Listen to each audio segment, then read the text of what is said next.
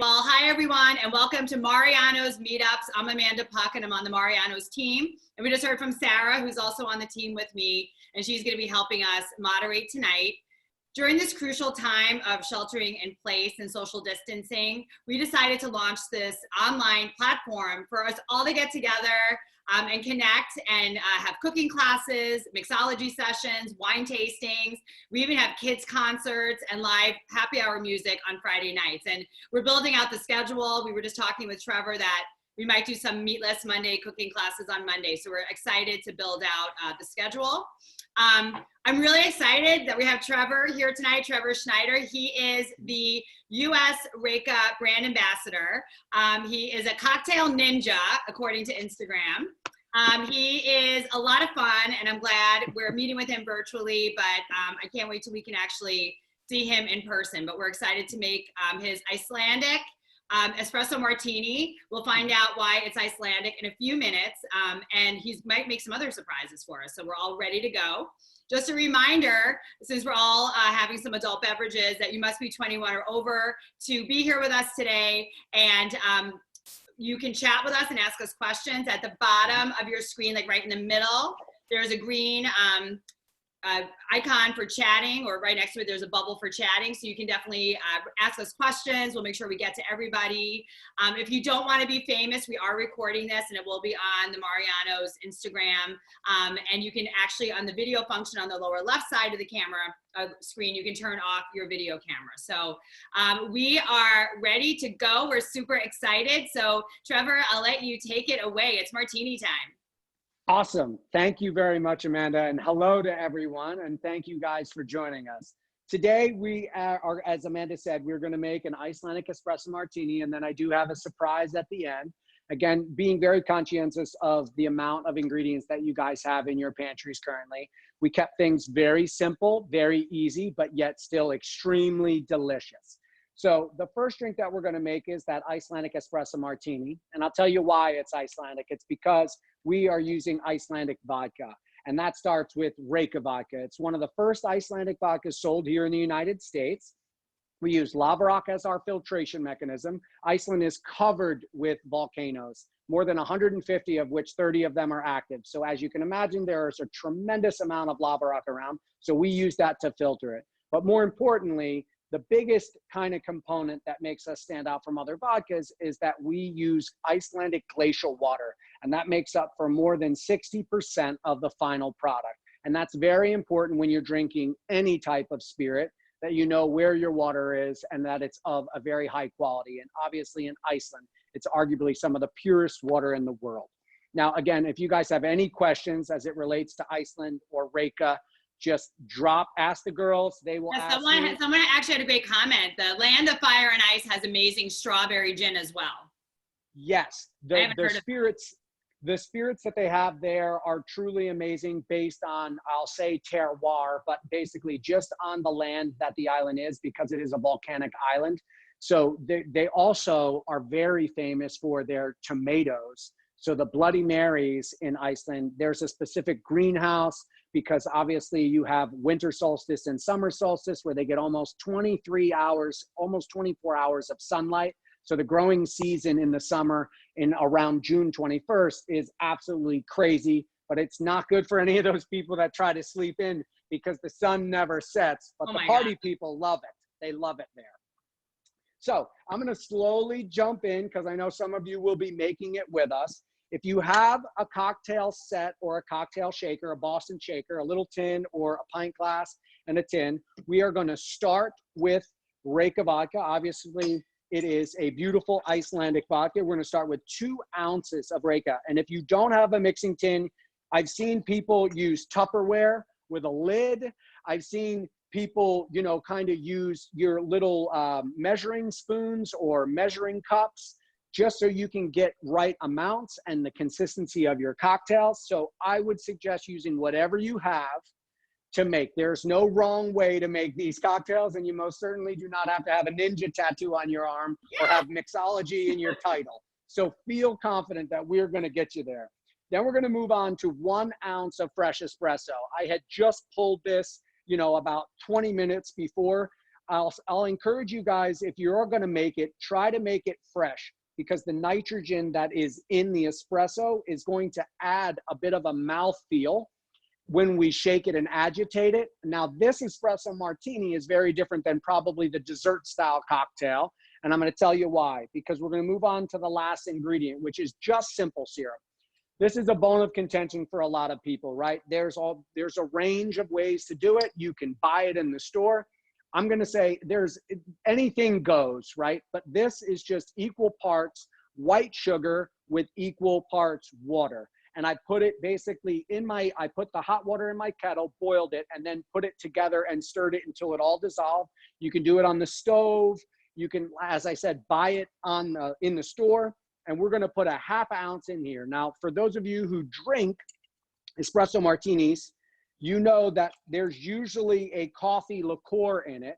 And I'm not saying there's anything wrong with that, but that coffee liqueur is going to weigh the cocktail down. It's going to be a little bit heavier. Great job, Amanda. I see you. You're doing great. So again, weighing that cocktail down is going to be, it's a different adventure in terms of a cocktail, right? You probably are only going to have one of those, and it is going to be way more the dessert style cocktail. This Icelandic Espresso Martini that we're making here is a before dinner, with dinner, or after dinner drink. It's very light. It's been described to me as like a cold Cuban coffee. So it's going to provide that alcohol kick that you want, that you would get out of a martini. And the espresso is going to obviously give you that caffeinated kick. So it's a sophisticated way to drink an espresso martini. So now we're just going to dump a little bit of ice in here. And I always say this on all the segments that I do. This is my favorite part. I love to shake a cocktail. You can see a window into someone's soul when you see their face and they shake it. No pressure, Amanda. No pressure at all. So you smack the top on, and here we go.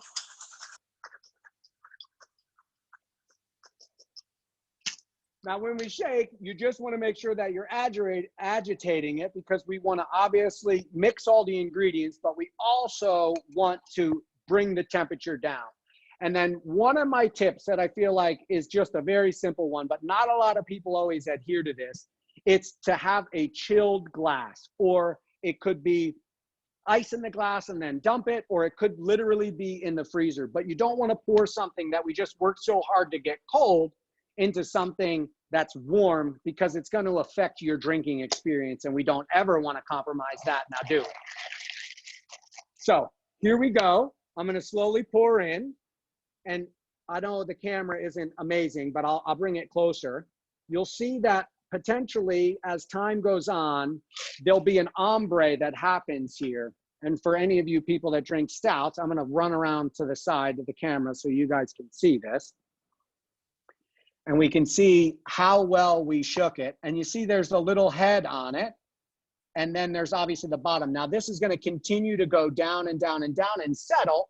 And it'll be beautiful visually for those cocktail photography people out there. But without any further ado, I see Amanda's ready. In Iceland, we say skál. So I'll say skál. Skál. And that means cheers. So taste your cocktail for everybody making it. Ooh, it's got texture. It's got a mouthfeel. There is a slight bit of sweetness. And this is one of the things that I always tell everybody. If you want it to be sweeter, that ½ ounce of simple syrup, you could go up to maybe 3/4 of an ounce. Or if you want it less sweet, you could go down to maybe like 1/4 of an ounce. And then you'll find out wherever it is that you really like, because obviously taste is subjective, and sweet to me may be, very dry to you. Okay, Trevor, I think I didn't do as good of a job shaking as you did, because I didn't really get that ombre effect. So was that my shaking? It could have potentially been the shaking. It could have been, I won't criticize your espresso, but if the fresher that it is, you could make the same drink with cold brew, because this question comes up all the time. Okay. And cold brew, you'll get the same flavor. You won't get the mouthfeel, and it doesn't have the volume, or it doesn't have like the viscosity, if you will. So that mouthfeel that we get and that it almost is like an egg white, right? Right. That's what it looks like. It changes the experience. And like I said, it's nothing like, because there's no cream in this.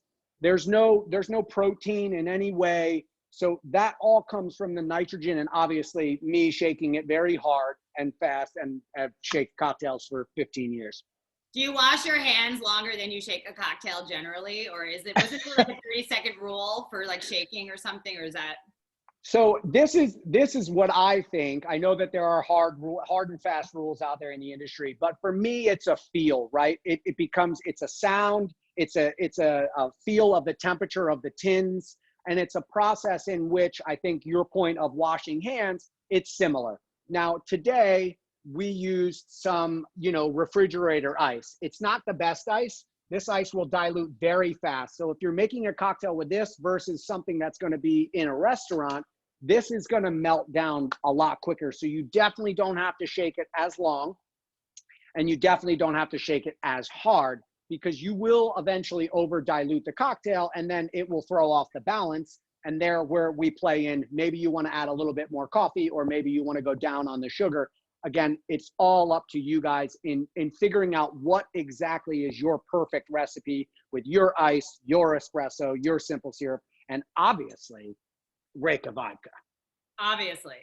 Obviously. I have a few more questions too. Is that okay? Go. Yeah, shoot. And I want everyone to jump in also. So with simple syrup, I know, you use regular sugar, but you could use other kinds of sugar. And yes. I happen to have a bag of organic sugar, and I feel like you couldn't see it, but the color was like a little, even though it was like regular organic sugar, It still had a little bit of like a caramel color. Sure. Not normal. Right. And so kind of speaking to those points, right, there's obviously a slew of different types of sugars. I've seen people in cocktails, and I don't recommend this, but just add like a sweetener packet, right, with no syrup. That's an adventure that, it's just not for me. It's for some people. But you have turbinado. You could pivot and go into the syrup world, where I love to use maple syrup. I know some people don't like the flavor of maple syrup, but I love it. You buy it. There's no making anything. I know it's a little expensive, but it's quality, and it always adds a different kind of flair to your cocktail. Honey is obviously another sweetener or modifier, but along the lines of, like you said, organic sugar, there's obviously just regular white sugar, there's turbinado sugar, there's brown sugar, there's coconut sugar, there's all of these different products out there. And as I said before about like the espresso, you're going to just need to test it out and trial it out, because the levels of sweetness or bricks are going to probably be different for every single one. That's a great question. Thanks. Of course. Does anyone else have any questions? Because I think what's great about this cocktail, to your point, is, we're all sheltering in place and really using what's in our pantry besides buying, obviously fresh items and whatnot. But I had all this stuff, and you did comment that if you don't have, or if people don't have an espresso machine, they can use a coffee or a cold brew, or even like a bottled cold brew or something you can grab at Mariano's or when you run to the store. Yes, ma'am, you certainly could. And then again, just modifying the recipe to make it taste the way that you like. Would you ever like garnish this with anything like a cinnamon or like a cocoa, like a coffee bean or something on the top to give it a little extra touch if you have it? So traditionally, right, the one with Kahlua, that is what I will describe as a sugar bomb in comparison to this one, is traditionally garnished with a couple beans, right? 3 are always odd beans.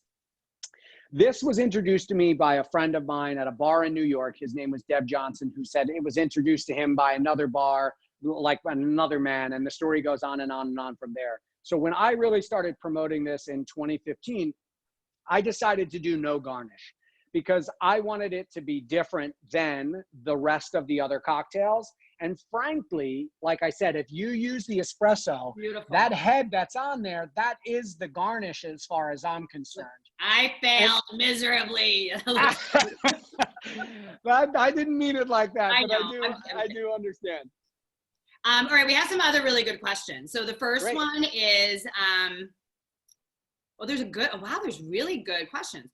Okay, so Alan asks, I know this recipe doesn't call for it, but can you tell us more about egg whites, the use of egg white in drinks? Right. So egg whites is, again, it's an ingredient that's going to change the texture of the cocktail, right? So one of the things that pops into my mind right away is going to be a traditional whiskey sour. And the whiskey sour was used with obviously lemon, your choice of whiskey, egg whites, and a little bit of sugar or sweetener or whatever it was, whether it been, actual sugar just in there or a simple syrup. And that changes, it aerates the cocktail. It gives it a different mouthfeel. It's very similar to this. I won't go as far as to say that it's exactly like this, because it reminds me of one of my favorite cocktails, which is the Ramos Gin Fizz. And that's a cocktail that I will say tastes kind of like a milkshake. It's like the original boozy milkshake there's a gin base, both citrus, lemon and lime, orange flower water or blossom water, and heavy cream. You're supposed to shake it for 4 minutes. And that's basically that emulsification situation that's going to happen and give this, again, like I keep referencing, this mouthfeel or this foam or head to the cocktail, which truly is amazing. But for all you vegetarians out there, you can use aquafaba, which is chickpea water. And chickpea water adds no flavor, although I know that's a hard concept to follow. But you could use chickpea water if you're doing the plant-based and you don't do the animal products. You could use chickpea water as a substitute for egg whites in a cocktail. Can you tell it? All right. So I just heard about that aquafaba like 2 days ago because one of my friends posted about it, but I love beans. This is like, we talk about the same stuff every meetup, but I was actually I soaked garbanzo beans and then I boiled them, and I did notice there was this foam, and I was like, oh my God, I'd never seen it before. But so do you reserve the foam or do you reserve the water? How does that work? So I haven't done it that way, so I can't speak on that. But if you buy them in the can, right, and you open up what they're resting in, that you can pour straight into a jigger and into your cocktail and shake the cocktail straight away. I would go out on a limb and say the liquid that you made from soaking them and then boiling them would probably do the same thing. Again, I'm not 100% sure because it probably would depend on the level of dilution as well. I just know that the viscosity of the ones out of the can is very thick. Right, because that liquid that it's in does have a lot of thickness to it. Yeah, I wouldn't go as far as to say paste, but it's definitely heavy. Right. All right. So we're getting to these good questions. So great. Michelle also asked what ingredient would create that effect besides egg whites, and we already talked about the chickpea water. So is there anything else that would create that? Off the top of my head, those would be the two that I would suggest. Okay. They kind of cover both bases as well. Right. Okay. Besides whipped cream or something. I'm just totally kidding. That's not. Well, I was going to say, I mean, if you do the dairy, right, and you do the cream and stuff like that, that will add the thickness to it. No, I love this the way it is. This is perfect. So Shannon asked, in your opinion, what bar has the best espresso martinis? And maybe she means. Oh, this is like a dagger to my heart. So my first initial response, the bar that has the best espresso martini is the one that I'm sitting in and I'm drinking it. I mean, that's the easiest answer for me to come up with. I've had so many, as I said, this has been a journey that I've been on for about 5 years. I do really fancy a lot of the ones that I have in Iceland, in the motherland, because they really just take me back to this place that obviously is the home of Reyka. But there are some really good ones. I won't go out and say exactly where, but I'll say the cities. New York obviously is very dear to my heart. I lived there for 15 years, but Portland, Oregon makes a damn good espresso martini. I've had some good ones in Texas as well. And I'll leave it there. There's many more. I've left. Now I'm seeing that Shannon actually means that she lives in Chicago. So if anyone here wants to comment, I haven't I don't think I've had an espresso martini anywhere except for the one that I failed. I didn't make it as well as you. I'm going to be practicing this all weekend, by the way. But if anyone knows of any place in Chicago that makes espresso martinis, do we know of any place? Have we had any? No. Yeah. All right. So we're going to work on that one, Shannon, for sure. Any place that has fresh espresso, I would always encourage you to ask if they allow you to provide a spec for a cocktail. And if they say yes, and they have fresh espresso, then I always respectfully, obviously, because I love my my hospitality brethren, but I always then just give the recipe and I introduce it to everyone. And I know that I'm in a different role, but in most cases they make it and it's absolutely flawless and everybody loves it. I feel like a hero, and I can't really take any of the credit for sharing that simple, easy recipe. It's great. Oh, we have one answer. Anna recommends Cafe Concal, which is in Wicker Park. And they actually do have a great cocktail program, and I'm sure they can make a great espresso martini. So Shannon, check it out when we're allowed to go back out again. There are a few more. I just want to make sure I get these all. Sure. Ingredient. Does Reyka make any spirits besides vodka? No, this is the only spirit that we make currently. Obviously, I've been told that that's not going to change, but you know, things could potentially change eventually, but I don't think so. Okay. And then I'm so happy that Michelle asked this question: what snacks would go with this cocktail? Yes. I took the liberty of just making something because I always love to nibble when I'm having a cocktail, but I was chatting with friends earlier what we thought would go really well with this, and we were thinking like salty sweet. So I actually took some Simple Truth popcorn that I had that's like a really really fresh tasting popcorn, and it actually is lower in salt and everything like that. And then I covered it with melted white chocolate and dark chocolate, but I use those Lily's dark chocolate chips, so they're actually unsweetened. So I think the white sweetened chocolate and the Lily's chocolate kind of balanced out. And I did top it with like a little bit of like Malden salt, but it actually has like a really great flavor. And like, I love the saltiness with the drink too. I was going to say, I'm sure it pairs perfectly with the espresso martini. It doesn't need anything, but yeah. It's all right. And then are there any flavors specifically attributed to spirits from Iceland? So Iceland is actually very much known for a spirit called Brennivin, which is an aquavit. And that's actually the national spirit of Iceland. And that kind of, to describe it from a flavor profile, would be like a caraway. Shout out to all my people, all my Brennivin people out there. I love y'all. I love caraway. I've never heard of that before. It's so good. It's not everywhere, but if you hunt and peck for it, you'll find it. Okay. And then Peter would like to know, if you did want to use a coffee liqueur, could you recommend a brand? Yeah, so this is a harder question for me to answer because coffee is trending so much in the last couple years in cocktails. I always default to fresh ingredients is always best. So whether that be a citrus juice or you making your own syrup or your own spirit infusion or literally the espresso. But obviously the biggest one would be a Kahlua, which we all know and have had, in very many drinks. There are a bunch of local ones. Like I don't know the names of them, but I know there's one local out of Colorado. And again, I don't know how they're distributed, but I do know if you go out and you look for them, the chances are that you'll find them. Unfortunately, I can't tell you which ones are good or bad because I actually really haven't had them. I will always use the real stuff as much as possible, but it's a great question. That is a really good question. Yeah. And then another really good question, Jen would like to know, can you do something like this with a tea as opposed to the espresso? So this is like something that I love and I'm infatuated with, and I'm surprised that more people aren't, doing it in bars, but I feel like they are. Maybe I'm just not going there. But at home, you could do this with the greatest of ease.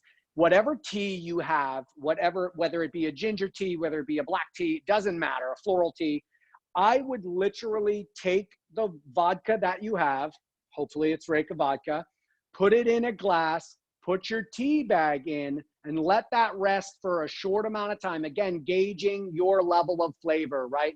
The longer you obviously leave it, the stronger the flavor will be through. And then take it and make you whatever the cocktail is that you like. Like I love to make a Collins, which is very simple. Again, 3 ingredients, fresh lemon juice, a little bit of sugar, club soda, and Reyka vodka.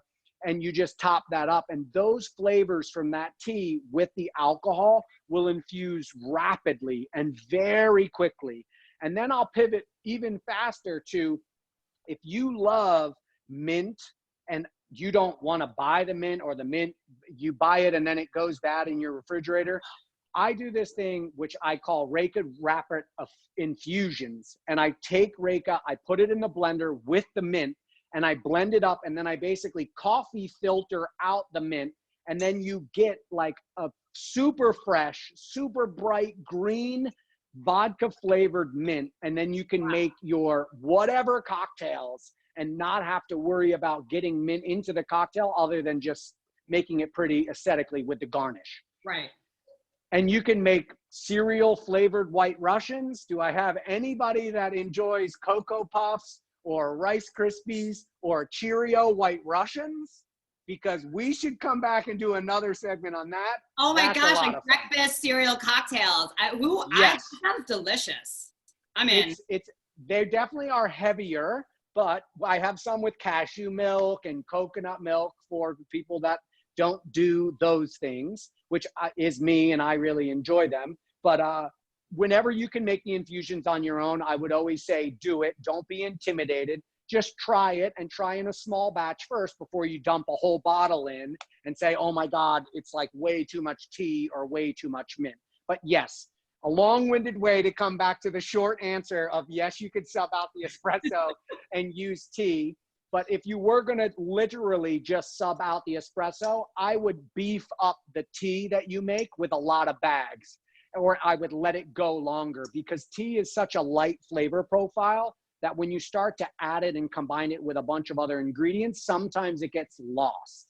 Okay. So that's another little kind of tip.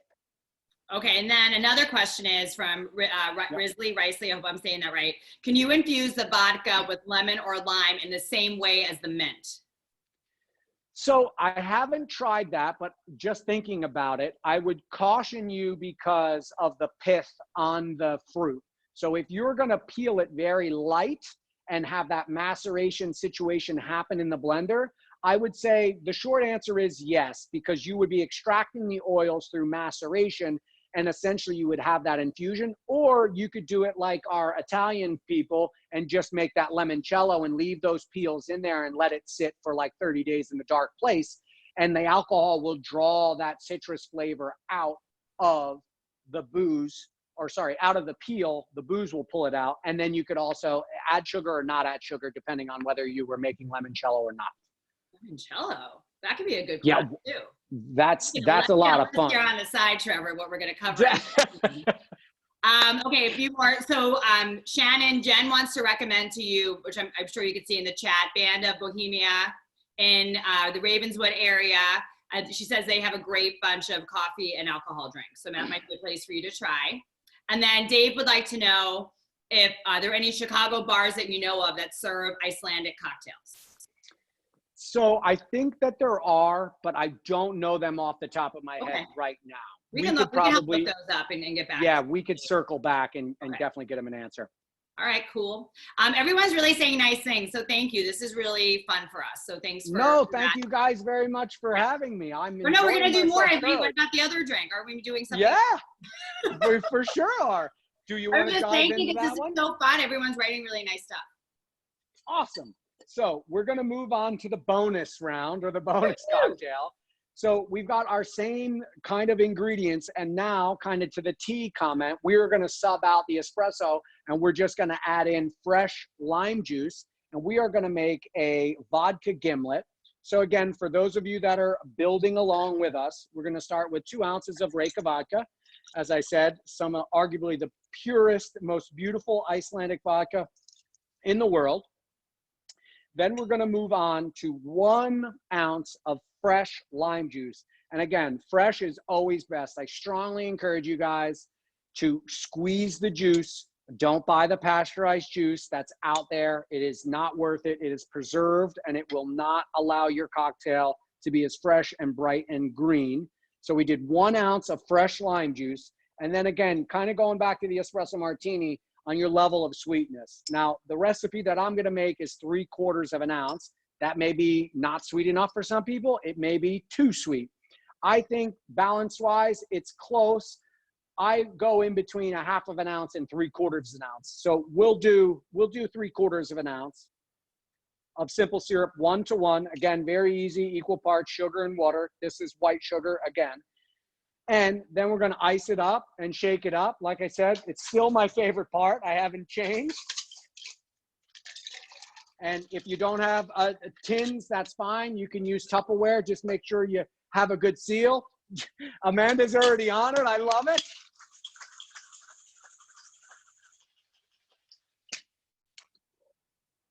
Looks beautiful.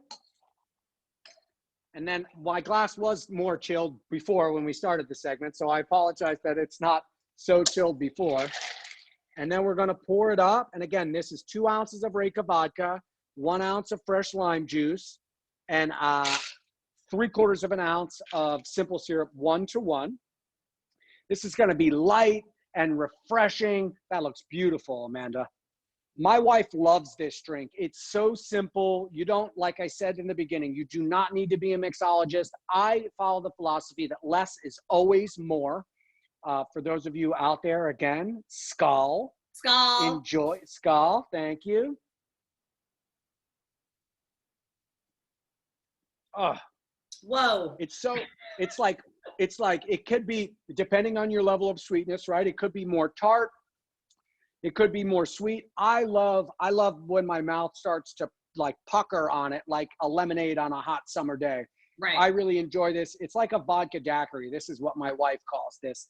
It's so easy to drink, super refreshing. And again, going back to 3 ingredients, y'all probably have these 3 ingredients in your house right now.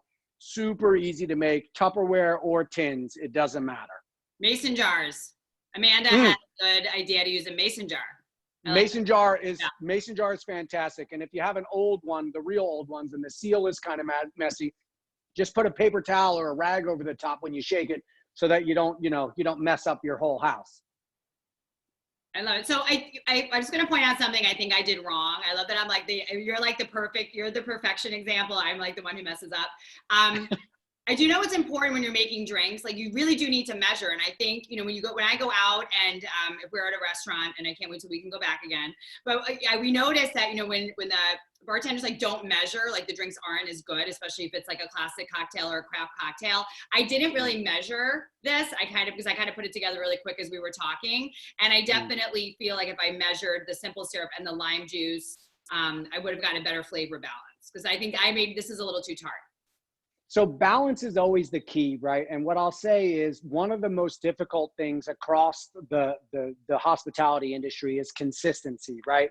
It's that story where me and you make the same drink, we have the same recipe, but maybe I fill up the jigger or whatever I'm measuring more than you do, and we literally pour it out of the same bottles, but when you taste the 2 drinks, they're literally completely different. But yours would be the better one for sure.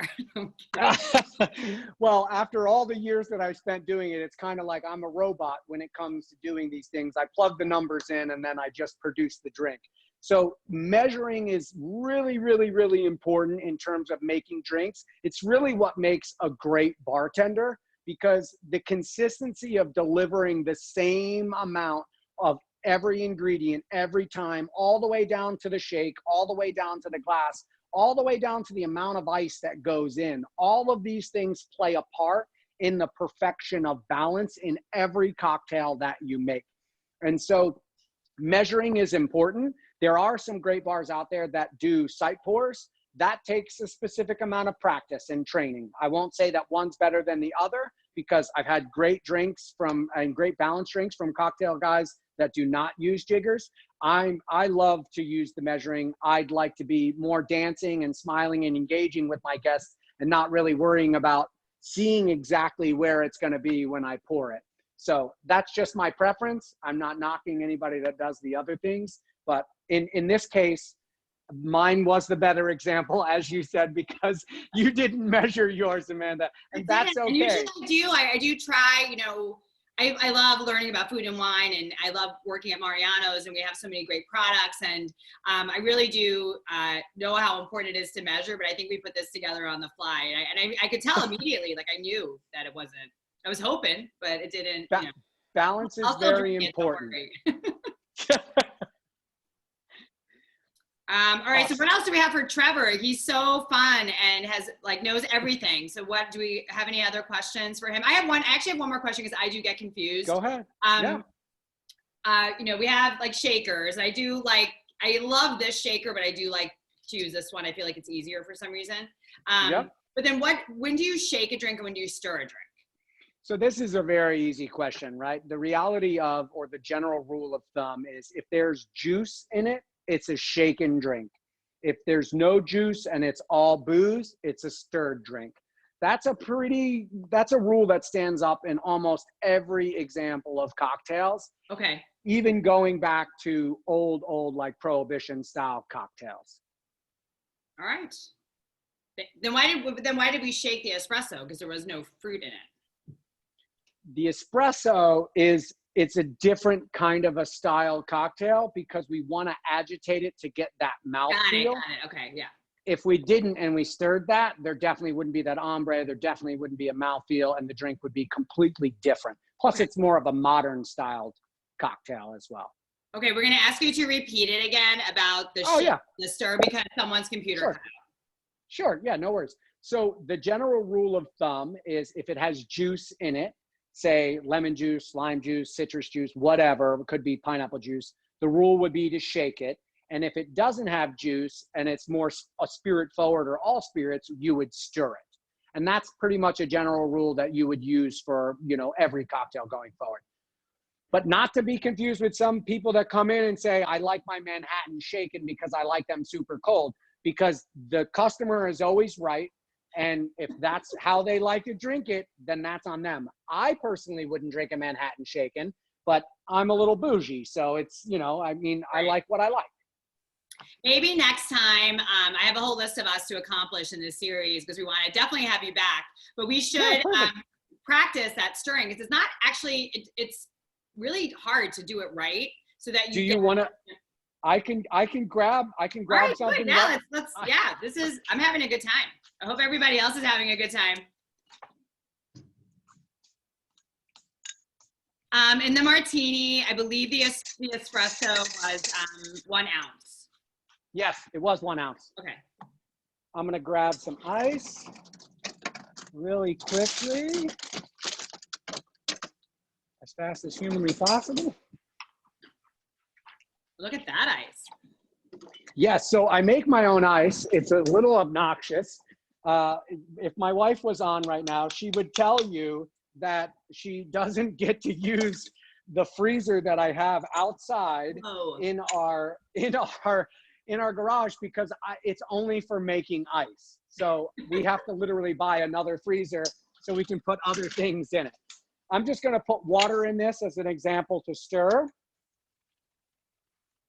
We can do a whole thing on directional freezing if you want to as well, because you guys can make this ice at home, which in a lot of ways is going to be better than a lot of the ice in a lot of the bars because it's free of impurities and it kind of looks like diamonds. And women aren't the only people that like diamonds, just for the record. Anyway, all right. So one of the stirring, you know, it can be complicated, but if you have a bar spoon, you see how it is shaped. It's spiraled coming up and the spoon obviously is bent at the end. So what the whole objective is to keep the back of the spoon. I know I'm so far away from the camera, it's hard for you guys to see. But the objective is to keep the back of the spoon on the outside of the glass the entire time and let the spoon spin in your hands. So when I spin it, my fingers don't really change. But as you see, the spoon, I'll go higher so you can see it. The spoon and the back is constantly on the outside of the glass for the entirety of the revolution. I think I get it. I think I was confused that the whole spoon would spin, but the back of the spoon stays like flush to the side of the glass.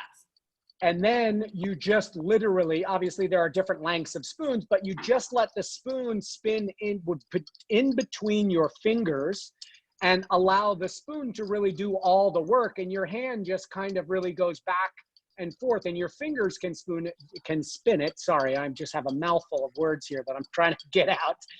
Or your wrist. And you come up with whatever feels most natural to you. But that's the objective, because just like when we were shaking a cocktail, the mission here is to not only dilute, but to also bring the temperature down. So you made a reference to washing your hands should be a kind of the same amount of time. With this, there's some people out there that say an exact number. I'll say between 30 and 50 revolutions, because if for some people they stir faster than others. And if I'm stirring like this, 30 revolutions is definitely going to be very easy. So it would be something more like 50 for me. And again, it's a feel, right? You want to feel that the cocktail is cold, and you want to make sure that you're bringing all the ingredients down to temperature, so that then when we pour it in our chilled glass, it's beautifully chilled, beautifully diluted. And I don't have another glass to pour it in, but my wife she's on it. She sees me. She's right here with me. I love it. That's perfect. Why I love Zoom. I mean, I think it's so fun to see how we're all going crazy. And then you always want to keep your cocktail, because we just stirred it, right? So we're not trying to aerate this cocktail. So I see a lot of people, and maybe I'll get on a soapbox here, but I see a lot of people going all the way up with these martinis and doing that. You don't want to aerate the cocktail. That's why we just stirred the cocktail, so that we didn't agitate it to whip air into it. You want to keep it low, and you want to make sure that we're getting it into that cold glass and making it as cold as humanly possible, so that the guests can enjoy it perfectly. I hope that answers the question. Yeah, I think people, all right, so it's unanimous. We all want to have you back for another lesson. But about the ice is like a big deal. I mean, I think, now that we're all spending more time at home, we have more time to do things that we don't typically do. And I think ice is like it's something really cool. And I mean, I know we don't even have that much ice, but we love, the bigger squares for certain things. And you're right, refrigerator ice isn't, my favorite ice actually in Chicago, and I don't know if anyone has tried it, but there's it's called plastic cubes, and they're actually like bigger size squares, but they are not as big as those, but they're like a little bigger than refrigerator size, but they have that really cool, they're clear, and they call it the Gucci ice, my friends and I, because it's like, I think it's like $4 a bag, but it really is like, you can tell the difference when you use that ice as opposed to like the chip ice that you might buy. It's huge. And I'll tell you, we won't go into it fully, but there's a couple reasons why this ice is far superior to the ice, say, that your refrigerator makes. And we will get into it next time, but you can obviously visually see the difference. These were some of the ones that I made in the freezer that my wife doesn't have access to. I will be accepting apologies on behalf of my wife and pass them along if anybody has them. I promise. My wife and I are so much in love. I treat her very well. We know. The ice I was talking about is called Chicago Classic Cubes, and it comes in this bag, and we sell it at most Mariano's. I don't know if we have it at all the stores, but it is like a higher grade of ice. And a lot of mixologists actually, and chefs actually shop at our stores, when they need ingredients, because we actually make our own juices at Mariano's. So it's so much easier to buy lemon juice and lime juice already squeezed by somebody else, right, Trevor, than like having to do it yourself. Yes, ma'am. And then we freeze it. I mean, I buy it and I just put them in the freezer, so I have them for parties. Yep. But this ice, I'm telling you, like, everyone knows the difference. It's like it's a really good ice, great ice. And it's a huge ingredient when you're making cocktails, because I would be lying to you if I told you if you shake drinks with your refrigerator ice, there are impurities in there that come with flavors that are going to get into your cocktail that are going to change. I don't have any here, but yes, Amanda just showed an example of it. They totally, to your point, like you said, they disintegrate so quickly. I mean, they immediately almost, melt. So you're just diluting the cocktail, really. It's not like a high density ice. The science is not working in that ice the way that it's working in this chunk of ice. Yes, Quarry ice is great too.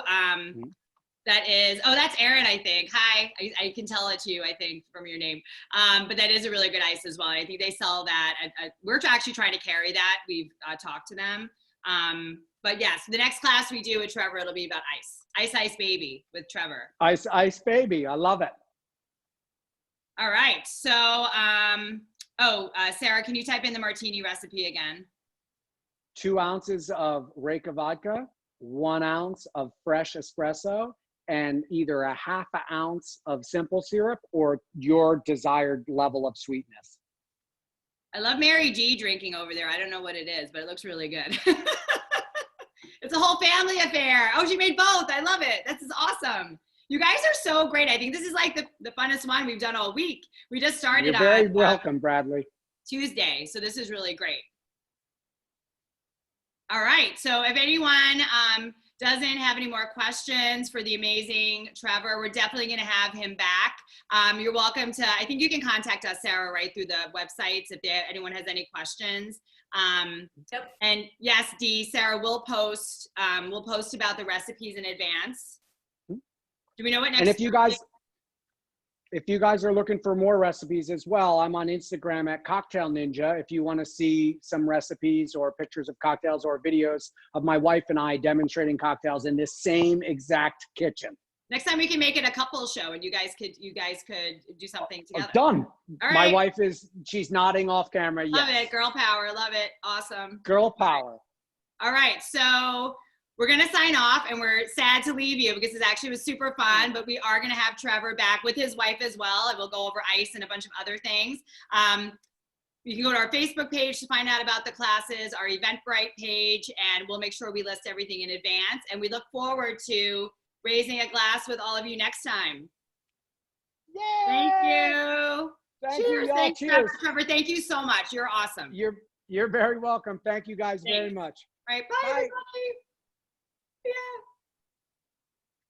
Oh, I don't want to go.